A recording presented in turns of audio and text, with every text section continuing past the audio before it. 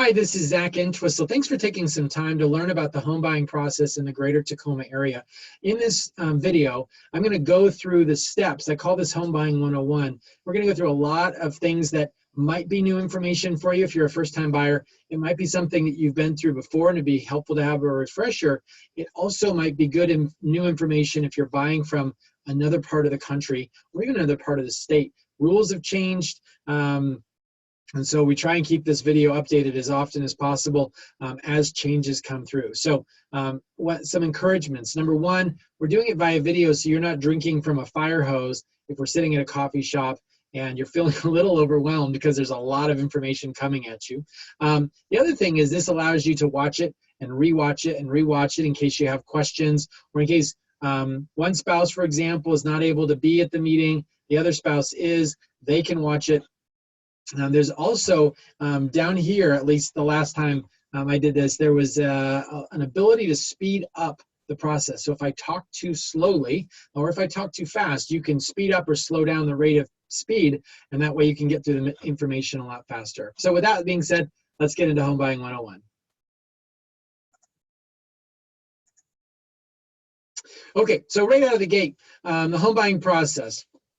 We're going to go a little bit more detail by detail as we go through this, but I just wanted to give you some information as we see this, okay? So first thing you're going to do is hire a real estate broker. You're going to get pre-approved if you are getting a mortgage. I work with a number of cash buyers, and if you're getting that, then you don't need to worry about that, but you will want evidence of funds. We're going to help you find the home. We'll talk about that a little bit. You're going to make a great offer and get it accepted. We're going to negotiate the inspection. The home will get appraised. The appraisal is the value that an appraiser assigns to the house, and that makes sure that the bank doesn't over lend on the property. Underwriter is going to finally review everything. They're the ones who are just dotting the I's, crossing the T's, making sure that everything works. Loan documents are going to go to escrow, and escrow is a third-party, non-affiliated group. So if you think we've got the buyers, we got the sellers, we got two parties who are competing for the best deal. Escrow is that disinterested third party. I think of them kind of like the ref, but they're not enforcing anything. They're just making sure that everybody's getting what they need. You're going to sign documents. The seller's going to sign documents, not in the same place. Escrow is going to record the deed at the county. All the money's going to get dispersed, and then you get keys and you get to move in. So let's go into a little bit more detail. I've emailed you a copy of my resume. I think anytime we're hiring anybody, it's a good idea to look at somebody's resume. I like to keep this fairly current, so you can take a look at that. But just as an FYI, I've been selling homes since 2003. I've been helping 50 families per year, so I sell a lot of real estate. I had a lot of experience. Give you 3 promises. Number 1, we're going to give you 10 out of 10 communication. It's just super critical that you're feeling that. Anytime you're not feeling that, we want to know. Number 2, I say we're going to negotiate the living daylights out of the deal. I'm prior service. I've been trained by attorneys, and especially in the divorce world, the family law world, in mediation, negotiation, collaborative. I've learned so many different things, and I bring that to bear and to really make sure we negotiate the living daylights out of the deal. And then after sales service, we love to love on our clients through events and fun things. So with that being said, it's enough about me. Let's move right into the home buying process. So before we get into too much, I want to just tell you about the market. Okay, market's going up currently, and rents are going up, and prices are supposed to keep going up. So what does that mean? Well, they say, when's the best time to plant a tree? 20 years ago. When's the next best time? Today, right? And so that's the same thing with buying real estate. It's one of the few things that you can buy that goes up in value over time, right? There's always going to be market corrections, but it tends to go like this, right? And sometimes it's a big dip, but we've gotten well past when we did have that dip. We're well past that. So your house, you're going to get more money for your house today in terms of your buying power than you will tomorrow, than you will in 5 years from now, okay? So what I like to say is that we ought to really understand the market of the moment, and for that, we need to know 2 things. We need to know the location of the house. We need to know the price range of the house, because you could imagine homes in the $1 million range in Bellevue are going to have a different supply of buyers and sellers than $1 million in Roy, for example, or Tacoma. The same thing is true that if you've got so that's same price but different areas. If you're looking in Tacoma at $1 million property versus a $200,000 property, there's going to be a very different combination of buyers and sellers. So it's really important that we look at all of that and know these numbers, and we'll go over that as we have more specifics about your specific price range.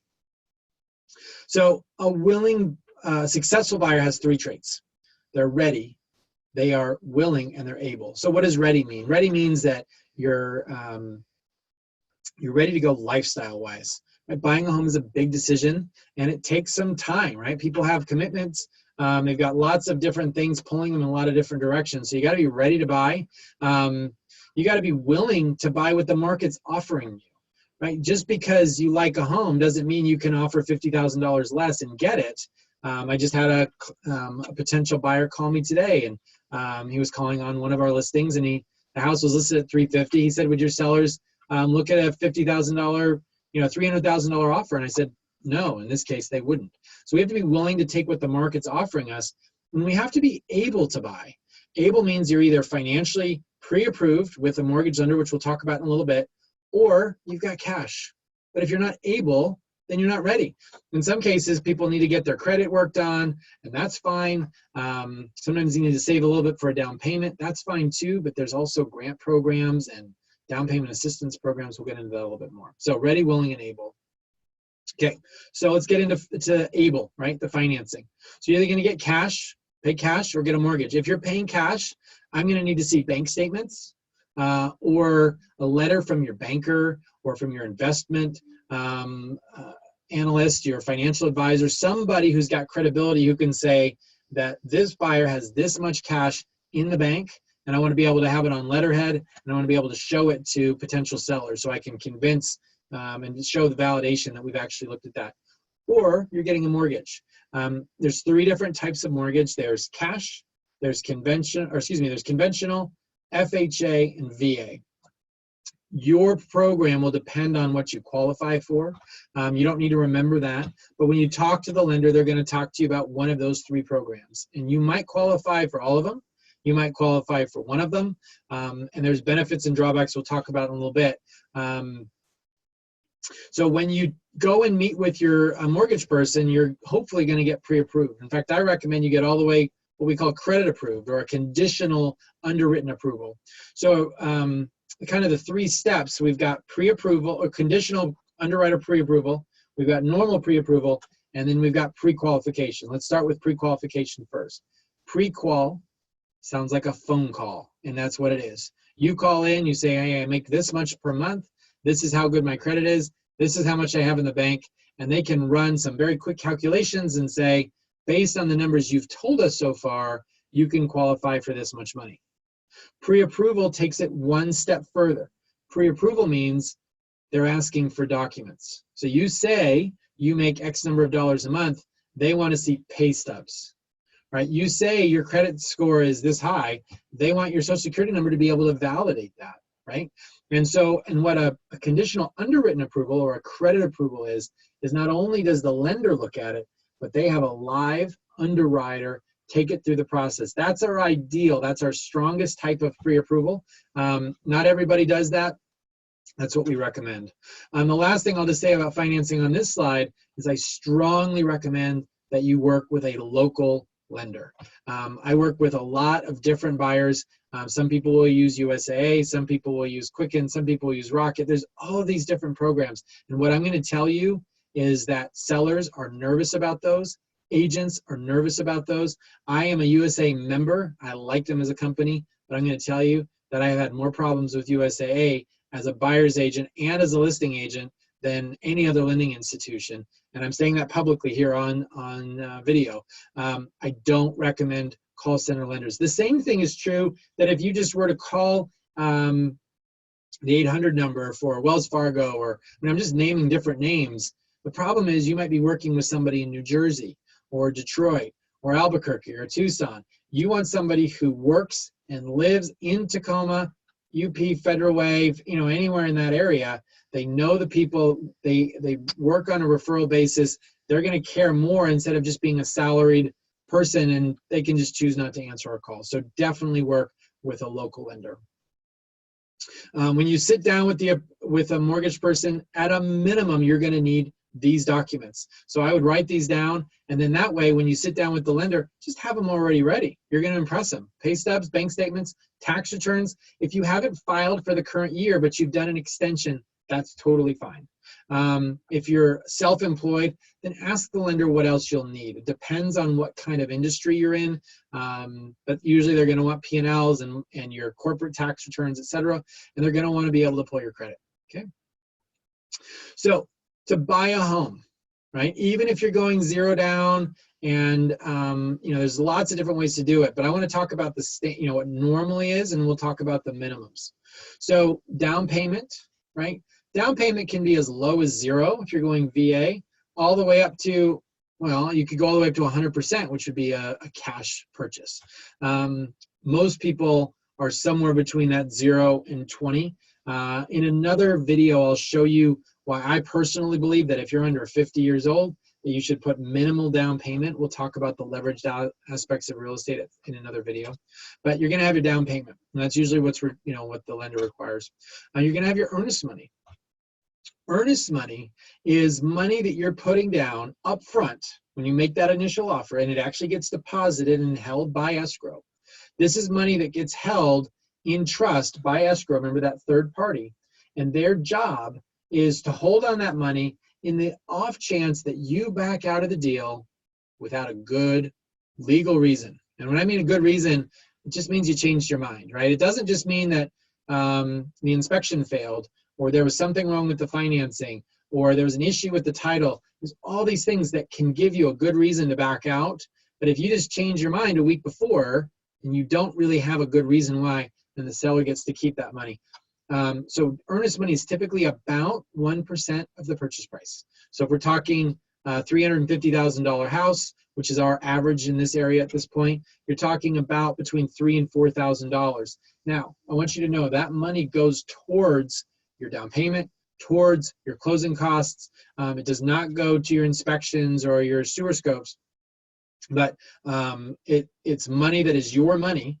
And so if you are going 0 down and you've got all your closing costs covered, then you actually get that money returned back at closing. But it is your money unless there's some weird reason why your deal falls apart. I've had in my career 3 times where the buyer has lost their earnest money, but it just gives that seller a little bit of a peace of mind that everything is good. So down payment, earnest money. Okay, inspections.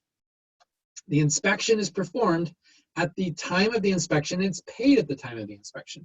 I usually recommend for an inspection you're budgeting about $500. Sometimes it's a little bit more, sometimes it's a little bit less, give or take. I've got some names of people that I can recommend.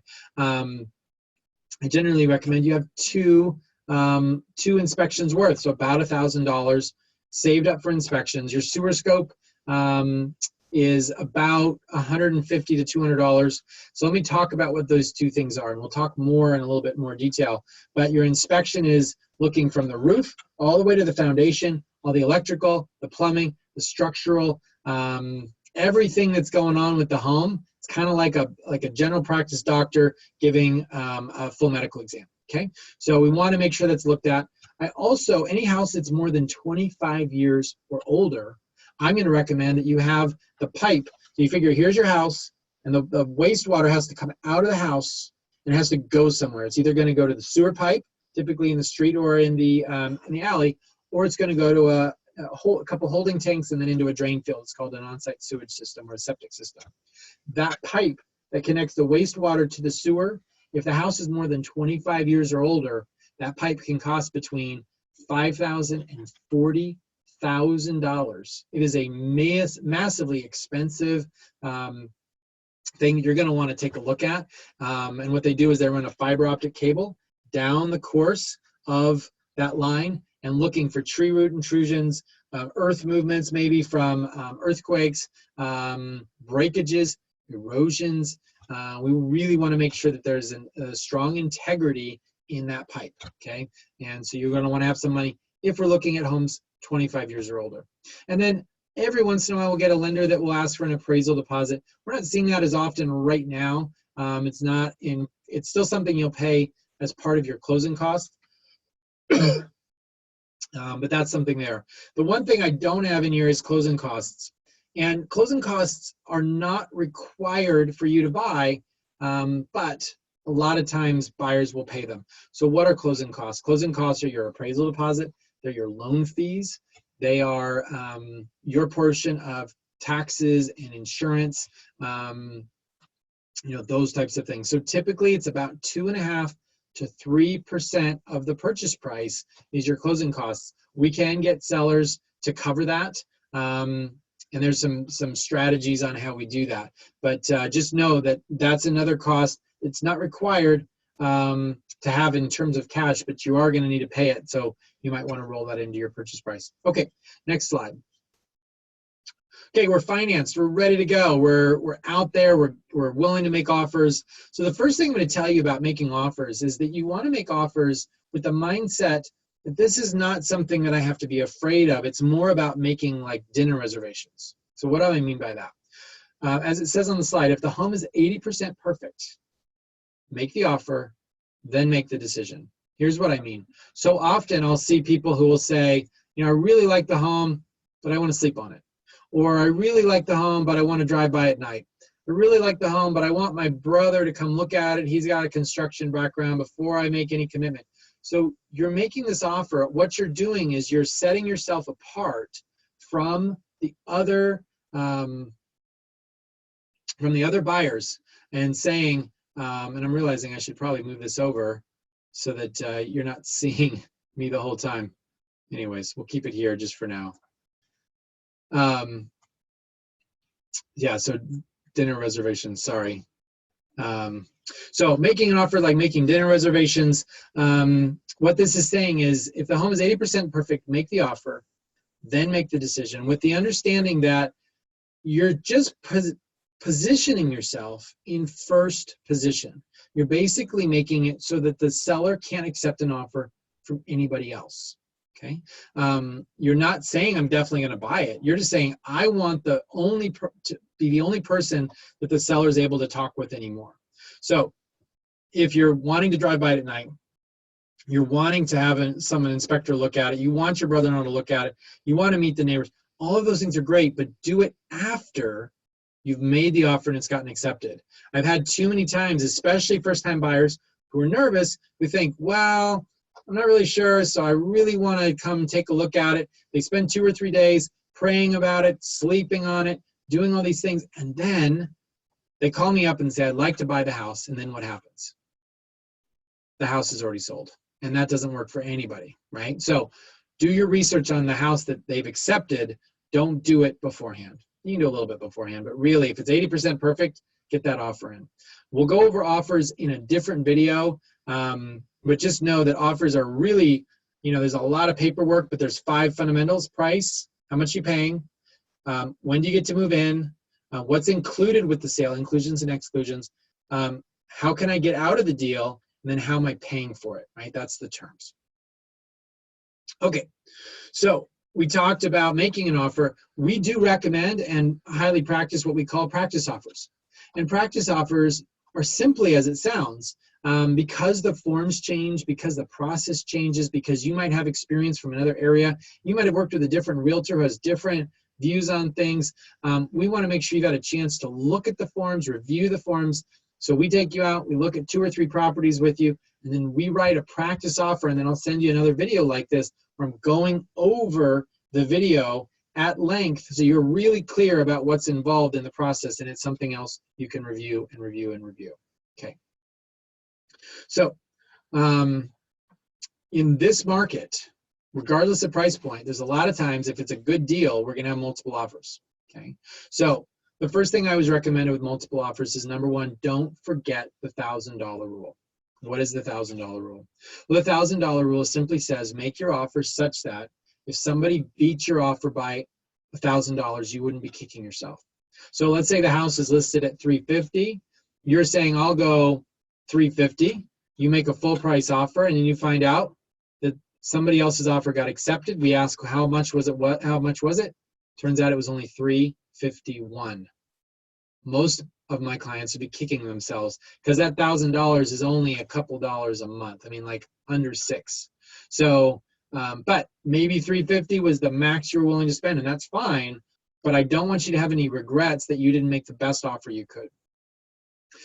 As you can see, there's a lot of different other things that we'll talk about. Appraisals, escalations, inspections. This is all stuff we'll talk about when we go through the offer video. But for now, suffice to say that we win more than our fair share of multiple offers. Feel really proud of that. And there's a lot of strategies that I've used over the last 17 years to help with that. We can go over that in another video. Okay. They've taken your offer. Now what? Well, this is when my process really changes, and I moved from the role of being a travel agent, helping you find the right house and locate it and educating you on your options, to now my team and I are the pilot, and our job is to get you there safely and on time. And there's so many things that happen that we're not going to go into a lot of detail. There's a lot of things that we do that are preventative. But the things I'm going to tell you right out of the gate, when they accept their offer, you're going to want to get inspection ordered, and we'll coordinate that because we have to be there. The inspector has to be there. The house has to be there. You actually are an optional member of being at the inspection, although I highly recommend it. I tell people, when you're buying a house, kind of think of it as like you're having surgery or you're having a baby.